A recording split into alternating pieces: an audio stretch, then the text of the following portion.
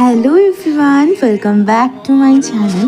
তোমাদের লাস্ট ব্লগে তো আমি বলেইছিলাম যে কাল যাচ্ছি আমি ঘুরতে, মানে দিনহাটা। আমার তো আর ঘোরার কোনো জায়গা নেই, গেলে যাবো নয়তো মামার বাড়ি আর নয়তো দিদির বাড়ি। তাই ঘুরতে যাওয়ার এক্সাইটমেন্টে সাত সকালবেলা ঘুম থেকে উঠে একদম রেডি হয়ে গেছি। প্রত্যেকবার দাদা আমার মামার বাড়ি নিয়ে যায় ঠিকই, তবে এইবার দাদা নিয়ে যাবে না, এইবার নিয়ে যাবে হচ্ছে বাবা। আবার ঝাড়ি খেয়ে তো তাড়াহুড়ো করে বাইরে এসে গেছি, তবে দেখছি রাস্তা এখনো জনশূন্য, গাড়ির এখনো দেখা নেই। এই যে বলতে বলতে 20-15 মিনিট ওয়েট করতেই গাড়িও চলে এলো, আর এবার আমরা রওনা হলাম আমাদের গন্তব্যের উদ্দেশ্যে। 3 ঘন্টা ট্রাভেল করার পর আমরা পৌঁছে গেছি তুফানগঞ্জ। এবার এইখান থেকে আমরা গাড়ি ধরে যাব হচ্ছে ডাইরেক্ট দিনহাটা। আগে আমরা কোচবিহার হয়ে যেতাম, তবে কোচবিহার হয়ে গেলে 1 ঘন্টা বেশি লাগে, আর গাড়িতে আমার তো ভীষণ বাজে ফিল হয়, তাই 1 ঘন্টা সময় বাঁচাতে, আর যেহেতু এখন নতুন রাস্তাও হয়েছে সেই জন্য আমরা বলরামপুর হয়ে যাচ্ছি দিনহাটা। এই যে পৌঁছেও গেছি, আর ওই যে আমার বাবা চলে গেছে মিষ্টির দোকানে মিষ্টি নিতে। এই তো মিষ্টি নিয়ে টোটো করে চলে এলাম মামার বাড়ি।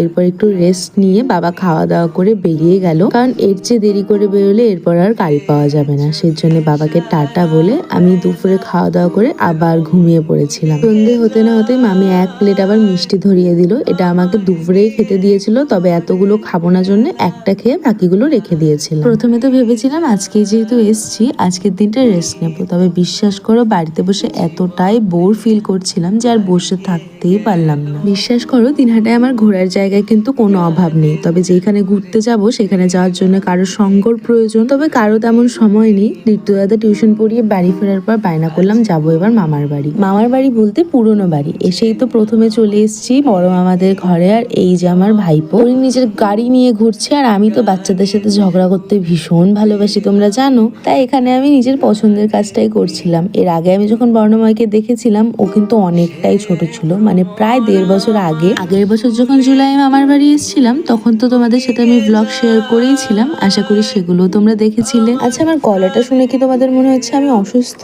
না, একেবারেই না।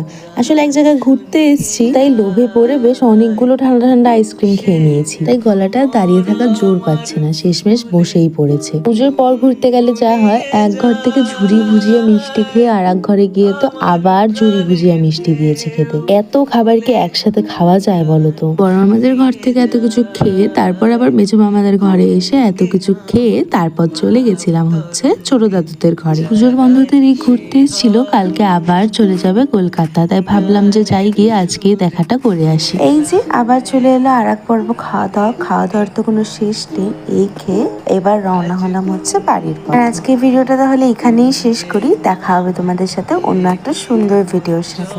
আজকে